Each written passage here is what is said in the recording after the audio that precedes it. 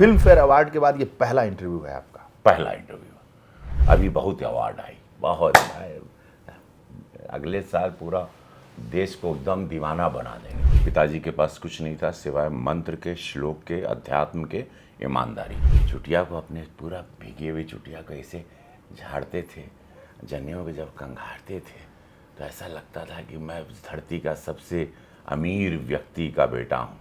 लेकिन वो प्रारब्ध, उनकी सारी पूजा पाठ हमारे लिए सजो रहे थे, हमको मालूम है नहीं। आपको धमकी मिली, ये जो धमकी से आप विचलित नहीं हो रही हैं? कौन लोग धमकी दे रहे हैं? मेरा ये जो इंटरव्यू है वो युवाओं को समर्पित है ताकि वो प्रेरणा ले एक ऐसे शख्सियत से जो जीरो से हीरो बना, जौनपुर से निकलकर बॉलीवुड की दुनिया में तहलका मचाया और साथ ही गोरखपुर से सांसद बना।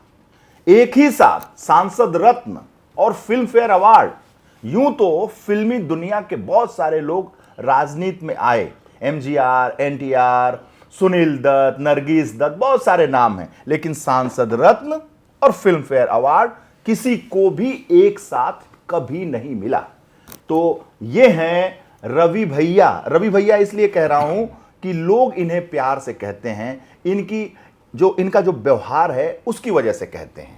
रवि भैया आपका बहुत बहुत स्वागत है। मैं भी आपको भैया ही कहता हूं। जौनपुर के ब्राह्मण परिवार, एक पुजारी परिवार के घर से निकलकर सपना देखना कि स्टारडम की दुनिया में जाना है, ये सपना देखना ही तो बहुत बड़ी बात है। जी जी जी, देखा, पहली बात तो आपका स्वागत है। इस रणभूमि में आप मिले हैं जहाँ बिहार का चुनाव चल रहा है और उस वक्त में ये सवेरे सवेरे के समय पांडे जी आपके चैनल का, जो कि इस वक्त चर्चा का विषय बना है पूरे भारत में, हर व्यक्ति इस चैनल की ईमानदारी और ईमानदार तरीके से आप कॉन्वर्जेसन करते हैं, उसके लिए तो रेडिंग को डेफिनेटली मैं सारे इंटरव्यूज़ देखता हूँ इस पर आपके, बिकॉज बहुत नेचुरल होते हैं। आजकल नेचुरल चीज़ें बहुत पसंद कर इस चकाचौंध। तो इस रणभूमि में जहाँ इलेक्शन अपने आखिरी चरण पर है, आज 8 तारीख है, कल चुनाव बंद हो जाएगा, जहाँ पर आप मुझे मिले हैं, मैं धन्यवाद दूंगा। मैं धन्यवाद और सभी युवाओं को, चूँकि इन्होंने युवाओं को जोड़ा है, तो मैं आप सभी लोगों से कहना चाहता हूँ डेफिनेटली सपने देखना चाहिए।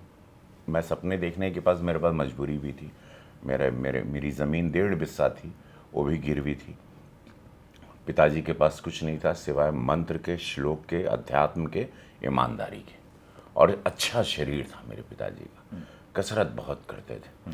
तो वो मेरे पास, उनकी चुटिया बहुत सुंदर थी, जनेब उनको, तो वो जब भी अपनी चुटिया को, सुबह में पैसा नहीं था, मिट्टी का घर था, भोजन की व्यवस्था क्या थी, सुबह में क्या होगी, शाम को, ये पता नहीं थी, लेकिन जब उनके चेहरे पे ललाट भगवान में लीन रहते थे, चुटिया को अपने पूरा भीगी हुई चुटिया को ऐसे झाड़ते थे, जनेऊ को जब कंघाड़ते थे तो ऐसा लगता था कि मैं उस धरती का सबसे अमीर व्यक्ति का बेटा हूँ। और मुझे हंसी भी आती थी उसका, समझ में, बस छोटे थे, समझ में नहीं आता था कि ये जनेऊ में इतने क्यों लीने था, हमको कोई ज्ञान नहीं था। और शायद उस अवस्था में, उस बाल अवस्था में किसी को उतना ज़्यादा ज्ञान नहीं होता। और चुटिया को क्यों इतना ये सजा के रखते हैं, उसको बांधना, तो उसके बारे में पता चला, ब्राह्मणत्व के बारे में पता चला, वो सब चीज़ें। लेकिन अब भोजन नहीं है, टूटी हुई साइकिल है उनकी, धोती फटी हुई रहती थी, चप्पल टूटी हुई थी। तो हमको लगता था इतने भगवान, ये सब कुछ, इतना पूजा पाठ, और ये तकलीफ़ें क्यों। लेकिन वो प्रारब्ध, उनकी सारी पूजा पाठ हमारे लिए सजो रहे थे, हमको मालूम है नहीं।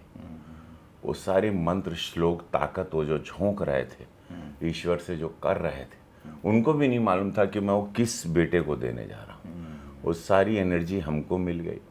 मैं सपने देखने लगा। भगवान एक को, किसी को चुन लेता है। कभी कहते हैं ना, बाढ़े पूत पिता की कर। हाँ, खेती उपजे अपने धर्म। तो बाढ़े पूत पिता के धर्म में, खेती उपजे अपने कर्म में। तो ये सपने देखने लगे हम, और वो सपने साकार होने लगे। स्ट्रगल रही। मुंबई एक बहुत बड़ा शहर, बहुत महंगा शहर, वहाँ सपने देखना और सपनों को पूरा करना, एक अपनी मुंबई को पैदल नापे। अभी भी हम मुंबई, आपको पहले बम्बई हुआ करता था, हम आपको पैदल घुमा सकते हैं। पैदल? क्योंकि पैदल ही हम घूमते थे। गली गली। पैसा ही नहीं था, कुछ नहीं था, स्ट्रगल था, सपने थे। हमेशा पता था कि एक दिन सूर्य मेरे लिए उदय होगा, और मुझे विश्वास था कि आएगा, ये सबके लिए आ रहा है, मेरे अगल बगल अक्षय कुमार बन गया, अजय देवगन, सब मेरे साथ 90s के बैच के सब लोग ठक ठक ठक ठक ठक ठक। हमको लगा हम भी 6 फुट के हैं, सब कुछ है, आवाज़ है, डांसर हूँ, फाइटर हूँ, सारी चीज़ें हैं, उर्दू भी सीख ली, हिंदी भी सीख ली, संस्कृत भी सीख ली, सारी अवधी भी जानते हैं, भोजपुरी भी जानते हैं, अंग्रेज़ी भी जानते हैं, अनगिनत भाषाओं का ज्ञान है हमको, मराठी भी जानते हैं, सब जानते हैं, गुजराती भी जानते हैं। तो हमको यार काम काहे नहीं मिल रहा, काम का हमारे में कमी क्या, हमको ब्रेक। और हिंदी सिनेमा, ये बात है 1991 की, तब वो करने लगे हम, स्ट्रगल, धीरे धीरे फिल्में मिलने लगी, मिथुन दादा के साथ, धर्मेंद्र के साथ 1991, अक्षय कुमार के साथ, ये उसी समय अजय देवगन, अक्षय कुमार, सब सुनील शेट्टी, एक पूरा लॉट आया था, ये पूरा लॉट आया एक था। 6-7 लोगों का लॉट आया, सलमान खान, हाँ, आमिर खान, सलमान हम लोग से थोड़े सीनियर थे, वो 86 में 89 मैंने प्यार किया, आमिर आ गए थे, उनकी आमिर और सलमान, शाहरुख वगैरह सब वही, दीवाना शाहरुख की आई थी, तो ये सब वो एक लॉट था 91 वाला, वो लॉट में मैं भी था, तो वो थी। लेकिन महादेव आज मैं समक्ष हूँ, देश की जनता को, सभी लोगों ने मुझे प्यार किया और मुझ में अपने आप को देखा। देखिए हमारी शक्ति, हमको बोलते हैं कैसे, सबने मुझे, उनको लगा अपने घर का लड़का, अपने पड़ोस का लड़का, अपने गांव का लड़का, तब हमको हमारी सिनेमा देखने लगे। टीवी पे दूरदर्शन में हेलो इंस्पेक्टर हिट हुआ था, एक हवाएं सीरियल आता था, हम शाहिद बने थे, वो सारी चीज़ें आई। तब फिर 2001 में एक फिल्म ऑफर होती, मोहन जी प्रसाद थे भोजपुरी में, तब भोजपुरी इंडस्ट्री बंद हो चुकी थी, सैया हमार, तो वो बंगाली में बन रही थी। तो हमने उनसे रिक्वेस्ट किया कि भोजपुरी में एक और डबिंग करवा ला, वो बंगाली में चाह रहे थे, बोले करवा लीजिए और हमको पैसा मत दीजिए, और वो पिक्चर बनी, बंगाली में नहीं चली, भोजपुरी में सिल्वर जुबली हो गई, भोजपुरी ने उछाल मारा। फिर कन्यादान किए, फिर हम कब हुई गौना हमार के, जिसको राष्ट्रीय पुरस्कार मिला, उदित नारायण जी ने बना। फिर ये पिक्चर फिर हमारी और मनोज तिवारी जी की आ गई फिल्म ससुरा बड़ा पैसा वाला, हमारी आई पंडित जी बताई ना बिया कब हुई। उसके बाद से भोजपुरी सिनेमा पीछे नहीं देखा, सुपर स्टारडम में हम भी पहुंच गए। लेकिन मेरे अंदर का जो कलाकार था वो बहुत बेचैन था, मुझे वैसी स्क्रिप्ट, वैसे डायरेक्टर नहीं मिल रहे थे भोजपुरी में, मैं बहुत परेशान था, 450 फिल्म कर चुका था, बहुत बेचैन था, मन में सेटिस्फैक्शन नहीं था कि कहीं मेरी सब एनर्जी ज़ाया हो रही है, और मैं तलाश करता रहा। उसी आपाधापी में हमको अमित शाह जी, पूज्य योगी महाराज जी बुला लिए, और अमित शाह जी ने पहले बुलाया 2017 में, बहुत कम लोग को ये बात पता है। अमित शाह जी ने 2000 यूपी का चुनाव था, अमित शाह जी ने बुलाया, और रामलाल जी थे आरएसएस के, वो हमको ले गए वहाँ पर, मनोज तिवारी जी भी थे साथ। 17 में उनको जिम्मेदारी थी हमको ढूंढ के लाने की, मैं शूटिंग कर रहा था कहीं, और वो लेके आए हम, तो मनोज तिवारी जी उसके मीडिएटर बने, अमित शाह जी था कि रवि किशन को लाओ, और मैं गया, ज्वाइन किया, सीधे ज्वाइन करते 2 दिन बाद हम पूर्वांचल के चुनाव में प्रचारक के रूप में आए। मैंने देखा था आपको, आपने देखा? घूमते घूमते हर जगह। जी, तो और उसके बाद वो ऐतिहासिक भाजपा की सरकार बनी, डबल इंजन की, और आप उसके बाद पूज्य महाराज जी वहाँ मुख्यमंत्री बने, और मैं आज आपके समक्ष हूँ। और फिर बाद में 2018 में गोरखपुर किसी कारणवश हम लोग हार गए थे, तब हमको वापस से फिर फ़ोन आया, और हमको अमित शाह जी, संगठन, नड्डा जी, मोदी जी, पूज्य योगी महाराज जी, सब ने मिल के सोचा कि गोरखपुर से इनको लड़ाया जाए, और योगी जी की सीट थी, वो गद्दी उन्होंने हमको दी सेवा करने। अब मैं वहाँ का सेवक हूँ। मुख्यमंत्री की सीट पाना, सेवक के रूप में सीट पाना बड़ा एक चुनौती थी। हाँ, वो गोरक्षनाथ बाबा की सीट, मुख्यमंत्री गोरक्ष, हम लोग सारे सेवक हैं वहाँ, बहुत बड़ी चुनौती। महाराज जी बहुत ऊँचे, बहुत बड़े, महाराज जी का कद, उनका कार्यशैली, हम कबो उन धूल भी नहीं बन पाएंगे, लेकिन सीखे रहे। वो जैसे बोलते थे पार्लियामेंट में, प्रयास किया, अपनी शैली, अपनी छवि को अपने तरीके से रवि किशन ही बन के रहे। महाराज जी वो संत हैं, हम कभी नहीं बन सकते। मोदी जी, महाराज जी सब निस्वार्थ संत लोग हैं, अवतरित होते हैं। तो हम उस गद्दी की सेवा करते हैं, गोरखपुर की आवाज़ बनते हैं। सौभाग्य भाग्य कहें कि अनगिनत कई हजार करोड़ का काम हुआ गोरखपुर में 2019 से। आज गोरखपुर नज़ीर पेश कर रहा है पूरे भारत में, अपनी सुंदरता के लिए, अपनी भव्यता के लिए, अपनी फैसिलिटीज़ के लिए। एजुकेशन हो, हेल्थ हो, सड़कें हो, बिजली हो, पानी हो, व्यवस्था हो, 5 स्टार होटल की कतार हो, झील हो, आकर्षक एकदम। एक एक तस्वीर देखो तो लगता है कि ये आप किसी फॉरेन कंट्री में। रामगढ़ झील देख लीजिए आप, वहाँ पानी में क्रूज़ चलता है, हवाई जहाज़ 14 चलते हैं, 500 करोड़ का वहाँ अब वहाँ रेलवे स्टेशन बन रहा है, रिंग रोड 2600 जब करोड़। जाते हैं आप गोरखपुर में तो मैं देखता हूं कि आप एकदम तल्लीन हो जाते हैं, लीन हो जाते हैं। रवि किशन नेचुरल तरीके से अपने बातों को रखते हैं। मुख्यमंत्री योगी आदित्यनाथ के साथ सामने लगता है कि एक बालक अपनी बातों को रख रहा है, अपनी बातों के लिए जिद कर रहा है। मुख्यमंत्री योगी आदित्यनाथ से वो आपसे हंसी मजाक भी करते हैं, एक दूसरे से आप भी हंसी मजाक करते हैं। वो एक अलग तरीके का, क्योंकि मुख्यमंत्री योगी आदित्यनाथ बहुत सीरियस किस्म के राजनीतिज्ञ हैं, और ऐसे में जब वो रवि किशन को देखते हैं तो एक अलग सा माहौल, बड़ा खुशनुमा सा माहौल। एक आखिर क्या ट्यूनिंग है ये? ये सौभाग्य है। देखिए वो संत है, और संत लोग क्या आनंद, क्या वो आप में पालें, वो क्या आप में देख लें, वो उनकी भव्यता है, ये उनके आशीर्वाद है। वो संत हैं, अगर उनको आशीर्वचन हमको हमसे कुछ, अगर दो हमको देख के उनके चेहरे पे मुस्कान आ जाती है, हम उसी में अपने आप को, देखिए मैं धरती पे आया हूँ आनंद देने के लिए। मैं जब भी कोई दुख में होता है, तकलीफ़ में होता है, थक जाता है, घर आता है, टीवी ऑन करता है, मैं आता हूँ कई सालों से, 34 साल से मैं इस देश को आनंद दे रहा हूँ। आपका दुख हरने के लिए भगवान हमको भेजा, आपके चेहरे के को मैं खुशी, मैं पिता को अग्नि भी दे रहा था तो रवि किशन तनी खिंचवा लो फोटो, अग्नि दे के हम वहाँ लोग सेल्फी मणिकर्णिका घाट पे ले रहे हैं, जहाज में हम पार्थिव शरीर ले जा रहे हैं तब।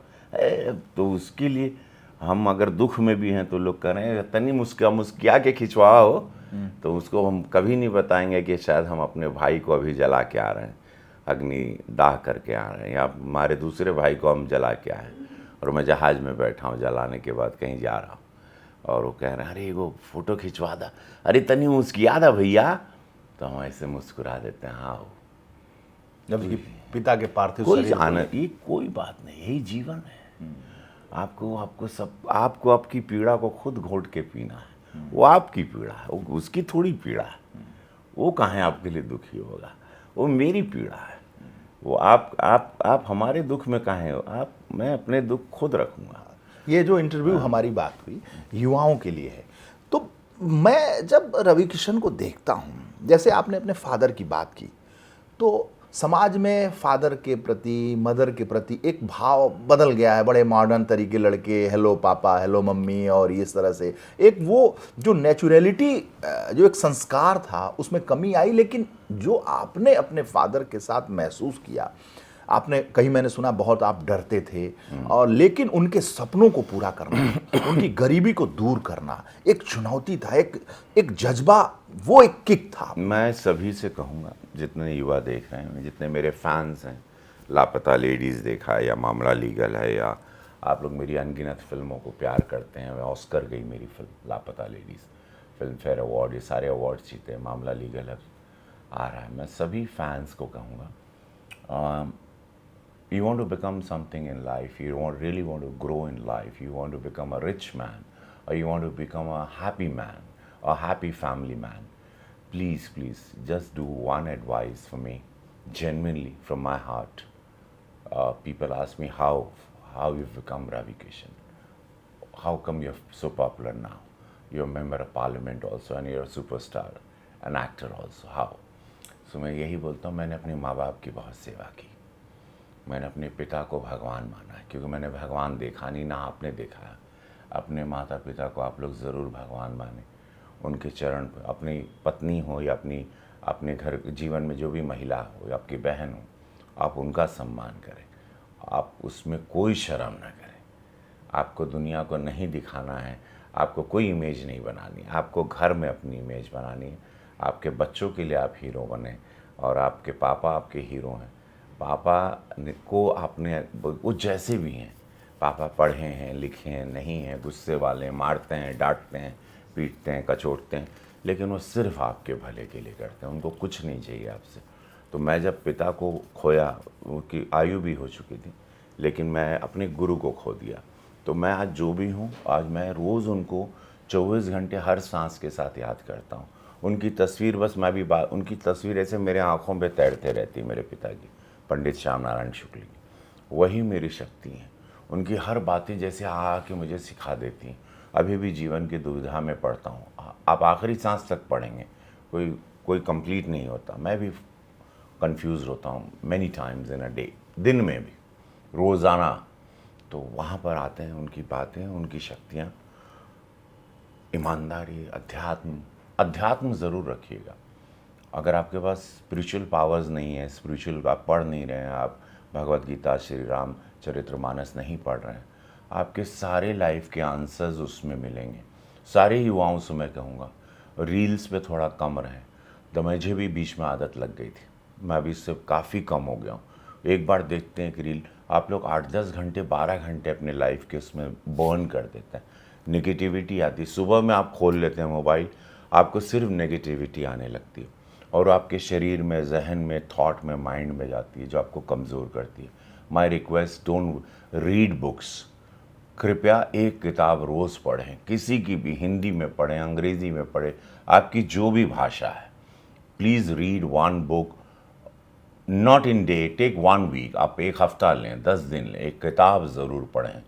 रामचरित्र, भगवत गीता, रामचरित्र मानस, ये सारे आपके ज़िंदगी, जब भी आप फंसेंगे ज़िंदगी में, क्या करना है, किसी दोस्त यार से कोई आप आंसर क्वेश्चंस में मत फंसें। Yes, read. आप भगवत गीता खोल लेंगे, आपके सारे सवालों के जवाब हैं। हर चैप्टर में आपके उस दिन के डे के जवाब आपको मिलेंगे। दैट इज़ द पावर, वो उसका एक पावर है।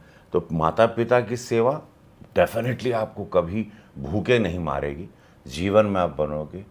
प्लस आप ये रील्स से थोड़ा बचें, सोशल मीडिया से बचें। चाइना में दे 6 o'clock पूरी बिल्डिंग, हर सोसाइटी में पता नहीं क्या है, सब लोग नीचे उतर आते हैं और डांस करते हैं 1-1.5 घंटा, 2 घंटा। अभी भी पूरे चाइना में कल्चर है। मेनी कंट्री 6 बजे सब लोग बिल्डिंग से अपने सोसाइटी में नीचे उतरते हैं, म्यूज़िक लगाते हैं, एंड दे जस्ट डांस। और लोग लंबा जीते हैं, लंबी उनकी स्किन अच्छी है, they have very less problem in health wise. और आप खुश रहें, आप लोग प्रसन्न रहें। स्ट्रेस मुझे भी रहता है, बहुत सारे काम है मेरे सर पे। सीएम सिटी है गोरखपुर, कोई मजाक नहीं है। पार्लियामेंट्रियन हमेशा मुझे लोग दूरबीन लगा के देखते रहते हैं, मेरे शब्द को पकड़ना चाहते हैं और मुझे ट्रोल करना चाहते हैं। रवि किशन ने बोला, ठाक से खड़ खड़ खड़ खड़ खड़ खड़ खड़ खड़ खड़ खड़ खड़, पूरा मतलब, तो वो भी हमको पता है, तो हमको बड़ा ही सचेत। नहीं तो मैं अवघड़दानी हूँ, मैं अवघड़ हूँ, मैं कुछ भी, मुझे पहले एकदम आनंद से बोलने की आदत थी। अब इतना कॉम, ऐसा सब हम जैसे हमारी कुल ताकत है, हम तो हमके भी सोचे पल, तब वो हम रिलैक्स रहेला। बिकॉज पापा ने मुझ में अध्यात्म डाल दिया। बिकॉज मैं हमेशा कहता हूँ, नमः पार्वती पते हर हर महादेव। शिव को साध लिए हैं, हम शिव को अपने सर पे बिठा के रखते हैं, उनको बार बार आह्वान करता हूँ, आके फिर हमरे कपारे बैठ जाते हैं। कपारे बैठते हैं तो मुझे वो कवच की तरह बचाते रहते हैं हमेशा। ये मेरा अपनी शक्तियाँ। पांडे जी आ चुकी, इनका इंटरव्यू बहुत सालों से पेंडिंग था, बहुत समय से, जब ये चैनल पहले बड़े बड़े चैनल में थे, अब इन्होंने, तो आज मैं इनको साझा कर रहा हूँ। ये चूँकि युवाओं को समर्पित इंटरव्यू है, तो ये युवाओं के लिए कुछ बातें कि एक रील से बचें, कसरत रोज़ करें, पॉजिटिव रोज़ रहें, रोज़ दौड़ें, हो सके तो अपने शरीर को प्यार, खाली अपने शरीर को प्यार करें। मैं तो वेजिटेरियन हूँ, प्योर वेजिटेरियन, और मैं कुछ भी नहीं लेता। और ऐसा कुछ नहीं कि अंडा खाने से प्रोटीन मिलता है, ऐसा कुछ नहीं। मैंने वेज में ऐसी बहुत सारी चीज़ें ढूंढ ली हैं, रॉ वेजिटेबल्स में ये करता हूँ। दूध नहीं पीना, दूध बहुत पीता था, अब मैं कोकोनट, नारियल को एक को वो उसको ग्राइंड करके कोकोनट मिल्क पीता हूँ। अब मैं वो मिल्क नहीं पीता, अब मैं नारियल का दूध पीता हूँ, एक नारियल में हमको 1 गिलास दूध मिल जाता। बड़ा टेम्प्ट होता हूँ तो 1 गिलास वो दूध पीता हूँ। अभी आपने मेरे साथ ब्रेकफास्ट किया ही, स्प्राउट्स होते हैं, अदरक सुबह चबा जाता हूँ, लहसुन चबा जाता हूँ, तुलसी का पत्ता चबा जाता हूँ, आंवला चबाता हूँ, ये चबा जाता हूँ सुबह। रहना चाहिए रोज, जहाँ रहते हैं वहाँ इसकी व्यवस्था कर। मतलब कौनो चीज एक को 10-25 रुपए का भी खर्चा नहीं। नहीं, कोई नहीं। फिर सुनने में डरावना लगता, आंवला कहाँ से ले आई, अदरक 25 रुपए का नहीं। हाँ, नहीं, ठीक बात है। एक थैली में झोला में रख लो अपना, कचर कचर चबा लो, चना भिगो दो रात को, स्प्राउट्स डाल दो, खा लो बम बम एकदम, कोनो चिंता नहीं। नारियल कितना का है, दूध पी, 100 रुपया के अंदर रोज बढ़िया आपके एकदम कड़क घोड़ा नियन दौड़बा। गजब का बना भी है ये भी। आज इस उम्र में भी आप देखिए, ये मतलब ये बाहर पेट आपके अंदर। आने के पहले 200 दंड मार लिए और ताइची कर रहे हैं आजकल। ताइची अच्छा, ताइची एगो वर्कआउट होला, हल्के से चलाला, पूरा ब्रीदिंग पर बा, अच्छा। पूरा it's like a dancer but you know same time full energy के पास ऑन करी और पूरा छोड़ी फुल और पूरा घुटना, leg, everything, hip, back, shoulder, everything goes like a dancer. तो फुल एनर्जी के हम पास करब, छोड़ा लिया के बाद इसे चेस्ट पे मारा तो करंट मारबा। भोजपुरी फिल्म इंडस्ट्री की जो आप बात करते हैं, तो आप तो तेलुगु में भी हैं, तमिल में भी हैं, कन्नड़ में भी हैं, मलयालम में भी हैं, उस इंडस्ट्री भोजपुरी में भी हैं, हिंदी में भी हैं। आपको सबसे ज़्यादा प्यार किस इंडस्ट्री से है? सबसे ज़्यादा प्यार हमको कैमरा से, और ये प्यार ये जैसे कैमरा, यही अब उस भाषा कोनो भी हो। हाँ। भोजपुरी ने सुपरस्टारडम दिया, भोजपुरी का ऋणी आजीवन रहूँगा। भोजपुरी को सब कहते हैं हमने इंडस्ट्री बनाई, लेकिन भोजपुरी ने हमको भी बनाया और मेरे सारे जूनियर सुपरस्टारों को भी बनाया, जितने आए मेरे बाद सबको भोजपुरी ने 1 लाख लोगों को रोजगार दी। आज भोजपुरी की धमाका पूरे बिहार के चुनाव में देख ली, पूरा सारे स्टार, पूरा माहौल भोजपुरी में हो पूरा गइल बा। पूरा खेल शुरू, चुनाव शुरू कैसे भइल, चल कहाँ गई, तो कर मुँहा पूरा एकदम हाँ पूरा खेसारी पे चला गया। हाँ हम बिहारी हैं जी। मनोज जी कहना कि थोड़े, हम बोले कहाँ थोड़े हो, बड़े संस्कारी हैं जी, अरे मिट्टी को सोना कर दें वो कलाकारी है जी, हाँ हम बिहारी हैं जी। काहे थोड़े तो बोला नहीं यार तुम समझते नहीं, तब पवन हैं, सब अपने छोटे भाई हैं, सबको महादेव सबको प्रसन्न। मनोज जी से आपका बड़ा याराना रहा है? अरे भाई बहुत पुराना, वो पहले तो राइवल रहे हम लोग 13-14 साल। अच्छा, खतरनाक वाले राइवल। हाँ, 2 सुपरस्टार थे तो उनका टोला टीम सब, और सुपरस्टार का जो अगड़ा पिछड़ा होता है, जो पीछे चलते हैं वो लोग ज़्यादा पगलाए रहते हैं। हाँ। तो सुपरस्टार चाय से ज़्यादा केतली गरम रहती है। सुपरस्टार तो बेचारा कलाकार या बड़ा अकेले रहते हैं, बड़े नेता या बड़ा कलाकार अकेले रहता है, उसको ज़्यादा ज़मीन पे रोज़मर्रा की लाइफ से कट जाता है, because he is so big जी। तो अब जो फीड आएगा वही फीड, या तो आप ज़मीन पे खुद जाएं, या खुद अपना आकलन सचेत रखें, जैसे मोदी जी हैं, सारा आकलन वो दुनिया का पूरी माया देख लिए हैं, तो अब उनके केहू अब कुछ पढ़ा ना सकी, वो इतना ज्ञान और रोज अपग्रेडेड रहा है। अब सोचिए एआई का हब बनाएंगे मोदी जी यहाँ बिहार में, क्योंकि उनको मालूम है यहीं के बच्चे सिलिकॉन वैली चले गए, यहीं के ब्रेन्स को बिहार के आईएएस आईपीएस, और बिहार क्या ब्रेन है, आर्यभट्ट यहीं से शून्य दिए थे भाई, नालंदा यूनिवर्सिटी यहीं से आई थी, चाणक्य की धरती, मौर्य की धरती, गुरु गोविंद जी की, माँ जानकी की धरती, भिखारी ठाकुर की धरती, शेक्सपियर भोजपुरी के लिटरेचर के ज्ञानी, महेंद्र मिसिर की धरती। सोचिए क्या धरती है ये, वॉरियर्स, ज्ञानी, विद्वान, मैथमेटिशियंस एक से एक यहाँ पर, ये मिट्टी सॉइली कमाल है, ये सॉइली अद्भुत। अब इसको 14 नवंबर के बाद सरकार बन रही, महादेव चाहेंगे, मोदी जी इसकी दिशा और दशा में इतनी बड़ी उड़ान और इतनी ऊंचाई, एआई का हब बनने जा रहा है।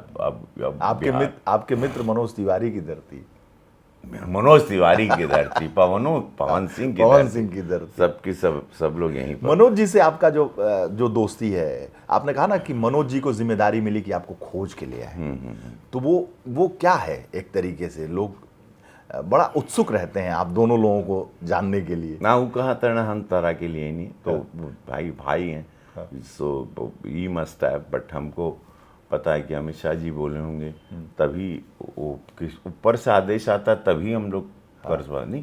अगर हमको किसी को ज्वाइनिंग भी कराना होगा तो हमारे संगठन के शीर्ष नेतृत्व से पूछना पड़ेगा कि मैं ये इंटरेस्टेड है, can I get him, can I get you know. So वो हमारे आला कमान बताते हैं, तब हम लोग मूवमेंट कर सकते हैं। हम लोग सेना है, हम लोग उनके आदेश के बिना कुछ नहीं कर सकते। संगठन बहुत बड़ा है, विश्व का सबसे बड़ा संगठन। अच्छा, ये इस भोजपुरी की बात इतनी चली, भोजपुरी से खेसारी लाल लड़े, आप लोग सभी लोग, पवन, निरहुआ, आप, मनोज जी, सब बीजेपी के साथ, और खेसारी उधर से लड़े। इतना वाक युद्ध लगा कि ये पूरा चुनाव तेजस्वी बनाम नीतीश नहीं हो रहा है, भोजपुरी स्टारों के बीच हो रहा है। देखिए बात उन्होंने क्या किया कि उन्होंने शुरू कर दिया गलत, उन्होंने गलत रास्ते वो करते, चुनाव लड़ते। हम तो बोले नहीं, हम बोले आशीर्वाद दे दिया, हम तो आशीर्वाद दिए थे कि छोटा भाई है, हम लोग विकास के रास्ते, हम इतना बोल के हम एयरपोर्ट से चल दिया, और उसको मैंने तवज्जो उस बात पे दिया ही नहीं था। हम जीवन में कभी किसी के लिए 30-35 साल के करियर में कभी किसी को बिलो द बेल्ट नहीं मारे, प्रत्यक्ष किसी को पर्सनली अटैक नहीं करते आज तक। आप देखिएगा, मैं अपने गोरखपुर के चुनाव में मैंने विरोधी का कभी नाम ही नहीं लिया मंच पे, दोनों चुनाव में नाम ही नहीं लेता हूँ मैं, बिकॉज वो मेरा एजेंडा है विकास की बातें करना। मोदी जी क्या किए, योगी जी क्या किए, डबल इंजन सरकार ने क्या दिया, मेरा एजेंडा बहुत बड़ा है। हमारे मोदी जी लकीर इतनी बड़ी खींच दी, अब उसी को ठीक से गिनवा दें तो आप चुनाव जीत जाएं। तो ये खेसारी ने कहा, तो उन्होंने को खाली राम मंदिर को छेड़, हमको बोले तो अपना विकास किए वो छेड़ दिए अना से, जो कि सबको पता है कि हम जीवन में, राजनीति में हम तो सुपरस्टार, हम बंगले में आराम कर सकते थे, हम एक सिनेमा करके विदेश में या कहीं भी पहाड़ पे लेटे रह सकते थे। हम तो कलाकार हैं, हम अगर यहाँ घूम रहे हैं, यहाँ अगर हम देश के प्रति मोदी जी जैसे निस्वार्थ संत की सेना बने हैं तो कोई कारण होगा, है ना। अपने बाल बच्चों से दूर, परिवार में मैं ही एक मेल बचा हूँ, और उसके बाद मैं ये सब कर रहा हूँ। तो उसकी इस आदमी, और वो आदमी जो भोजपुरी को लाया, जो आदमी भोजपुरी के लिए इतना किया, जिसको हम लोग भैया बोलते हैं, जो आदमी भोजपुरी को नेशनल अवार्ड दिलाया, उसके लिए एक शब्द बोलने के लिए एक बार सोचना जी। खैर वो चलिए, हमको भी बोल दिए, चलो चुनाव का एक जोश में आ गए, आप बोल दिए, लेकिन अब राम मंदिर बन गया, उसके लिए मत बोलिए आप। राम मंदिर बहुत बड़ी आस्था है। एक तो मैं बचपने से अपने पिताजी से सुनता रहा कि वहाँ अस्पताल बनना था, वो चीज़ ट्रिगर कर गई हमको, वहाँ नहीं हमको छेड़ना चाहिए। आप जहाँ छेड़ना, आप चुनाव पे बोलिए, मोदी जी बोलिए, विकास पे बोलिए, नीतियों पे बोलिए, काम हुआ नहीं हुआ उस पर बोलिए। बहुत विचार है भाई, मंच पे लड़ने के लिए अनगिनत विचार है।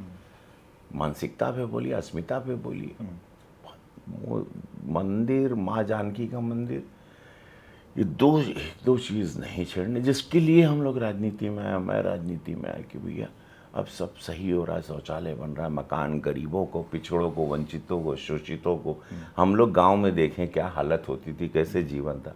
आज मेरे गांव में जौनपुर चले जाओगे, सड़क बनी है, सब कुछ है, वहाँ 85 करोड़ का मोदी जी मेरे ही गांव के पास, मेरे गांव पापा का गेट बनाया हूँ, वहीं पर 85 करोड़ का अभी आयुष हॉस्पिटल बना रहे हैं, और नॉर्मल बेड भी 100 हो गया इलाज के लिए। जहाँ मेरे पिताजी इलाज नहीं था, ठीक था, नहीं जा पाए थे बनारस जौनपुर में, तो उस दिक्कत बढ़ गई थी उनकी वहाँ जब वो गांव में थे।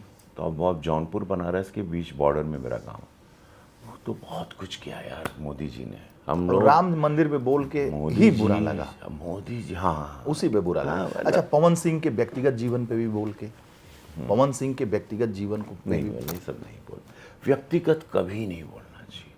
पर्सनली किसी पे अटैक मत करो, आप सबसे बड़े इमेच्योर साबित होते हो। बिकॉज आपके पास जब खाली हो जाते हो, आपके पास कुछ रहता नहीं, तो आप ये फीमेल लेडीज फाइट होती है।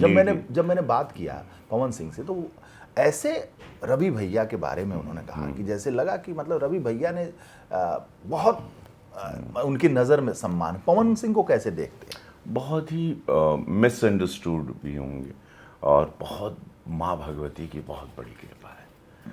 ऐसा गायक नहीं है कोई भोजपुरी में, और उनको अपना बल जैसे हनुमान जी को नहीं मालूम था, पवन को नहीं पता है वो क्या है। अद्भुत अद्भुत अद्भुत है। बहुत भूले हैं, बस यही कि गाइडेंस ये मिस गए। हर इंसान में कमी बेसी गलतियां सब में होती है। मैं भी परफेक्ट नहीं हूँ, आप भी नहीं। कोई ऐसा हमको आज तक नहीं मिला जिसने गलतियां नहीं की हो धरती पर। मिस्टेक सबसे होता है, रिपीट नहीं करना है। वही होता है व्यक्ति, वही ज्ञान बोध पा लेता है। रिपीट करता है तो रह जाता है गधा, और गधा फिर गधा ही रहता है। आपको धमकी मिली, ये जो धमकी से आप विचलित नहीं हो रही, कौन लोग धमकी दे रहे हैं? नहीं, धमकी देखिए, अब एक को पकड़ा है गोरखपुर पुलिस थाने में, और भी आ रही हैं धमकियाँ। अब ये कौन लोग दे रहे हैं, क्यों दे रहे हैं, क्या उनका बिहार से कनेक्शन है, क्या बिहार के चुनाव से कनेक्शन है, कौन से या किसी विदेश से कनेक्शन है? एक सांसद को, एक सुपरस्टार को जिसको पूरा विश्व जानता है, हमको, मेरी फिल्में पूरा विश्व देखता है, 750 फिल्में, हर भाषा में फिल्म करता हूँ, हर भाषा में मैं पॉपुलर हूँ। तेलुगु में जाओ, जहाँ भी जाओ, रवि किशन। तो उसको अगर किसी ने धमकी, और गोरखपुर का सांसद, सीएम सिटी का सांसद, तो कोई बहुत सेंसिटिव बात होगी। इस पर जांच हो रही, जो पकड़ा गया है सबके मोबाइल्स को खंगाला जा रहा है, और इसको लंबे तरीके से बहुत डिटेलिंग में इसको देखा जाएगा। अच्छा, तेज प्रताप के साथ आप की तस्वीरें आई, बहुत प्यार दिखा। तेज प्रताप से लगता है आपको स्नेह है? बहुत वो अच्छे, मुझे देखो, मेरा पर्सनली मुझे बहुत पसंद आया द वे ही मीट्स। तो शिव भक्त हैं वो, हमको कनेक्शन अच्छा लगा। कल मुलाकात, पहली मुलाकात हुई एयरपोर्ट पर, कुछ बातें हुई जो मैं एक अच्छे विचार वाली बातें हुई। हमको अपनी विचारधारा के व्यक्ति लगे, और वो कुछ ही पल में, होता ना कि ज़रूरी नहीं कि 5 घंटे मिलो और प्रेम बना। आपको एक सेकंड में पता चल जाता है वाइब्रेशन से कि ये व्यक्ति अपनी विचारधारा का है कि नहीं। वो हम लोग की विचारधारा के हैं, और बाकी चीज़ें देखिए, समय, वक्त, सिचुएशन चीज़ें बनाती हैं, बिगाड़ती हैं। सो उस पर अभी से किसी बात की टिप्पणी नहीं करना चाहेंगे। 14 को रिजल्ट आएगा, महादेव चाहेंगे। ऐतिहासिक हम लोग 170 पार करते हुए दिखाई दे रहे हैं। 170, 80, 90 सीट, तो ये भी जितनी खबर आ रही, 90, 95 बोल रहा पहले चरण में। खबर जो आ रही, देखिए, हम सुनी सुनाई बता रहे हैं। हम हर गांव तो गए नहीं, हर जिले तो नहीं जा पाए कि हर जगह, लेकिन पहले चरण में ही 80 से ऊपर दिखाई दे रहा।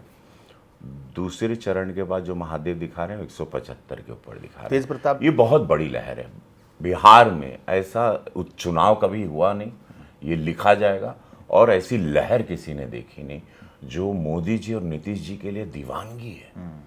और बिहार जो जगह है अपने अस्मिता के लिए, अपने विकास के लिए, ये देखने के लिए बनता है। तेज प्रताप जी को लाएंगे बीजेपी में? महादेव की कृपा होगी। देखिए, सब मैं बोला ना, वक्त, सिचुएशन, समय किसी को मालूम नहीं, कब क्या होगा किसी को पता नहीं।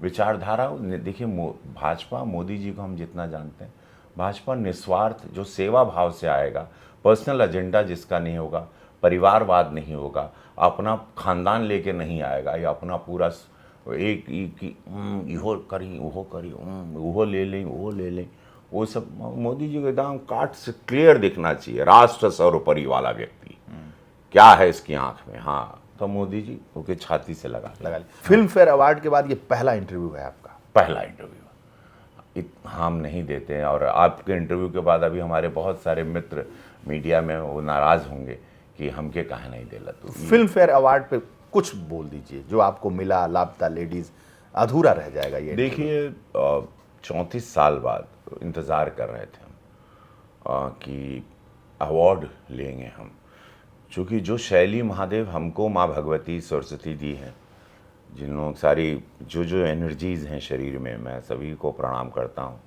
सभी शक्तियों को प्रणाम करके मैं ये कहता हूँ कि जो करवाती हैं कि एक ही जीवन में इतने रूप हम धारण करते हैं या कर रहे हैं, सिनेमा के सामने, कला के सामने, ये कोई शक्तियाँ होती वही करवाती।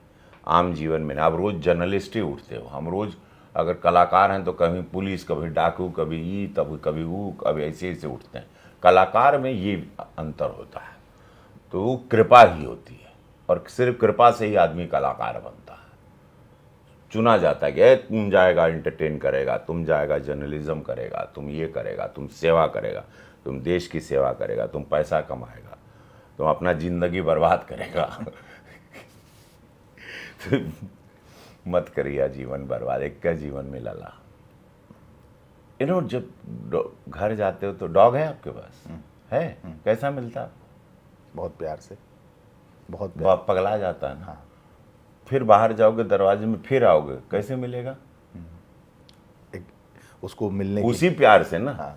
जितने बार दिन में 10 बार आओगे, कैसे मिलता है? उतनी दीवानगी से। उसकी दीवानगी नहीं कि अब फिर आ गई तो मुंह टेढ़ा करके बैठा है, नहीं, ऐसा हुआ है? नहीं। क्यों? क्योंकि उसको पता है कि वो 12 साल जिएगा या 13 साल जिएगा या 9 साल जिएगा। उसको मालूम है अपनी मृत्यु का समय। इंसान ही पगला जाता है। इंसान को मालूम, उसको लगता है अरे 70 तो डाक ही लूँगा, 80 तो डाक ही लूँगा, 100 डाक ही लूँगा या 50। तो हर मोमेंट को जी नहीं पा रहा, वो हर क्षण को बर्बाद कर दे रहा है। उस समय का उसको, क्योंकि उसके पास अब उस जानवर को पता है, उस डॉग को पता है कि मैं इतने समय जीऊँगा, तो अपने हर पल को, अपने मालिक को, अपनी मोमेंट को जीना चाहता है, वो खुशियाँ देता है। हम लोग ये नहीं समझ पाते इंसान रूप में। तो ये सब लोग, आप हर पल को जिए, अगला पल किसी को नहीं पता, किसी को नहीं पता है। तो 34 साल बाद महादेव दिया, आप लोगों का प्यार है, अभी बहुत अवार्ड आई, बहुत है। अगले साल पूरा देश को एकदम दीवाना बना देंगे। जय हो। जय महादेव। महादेव।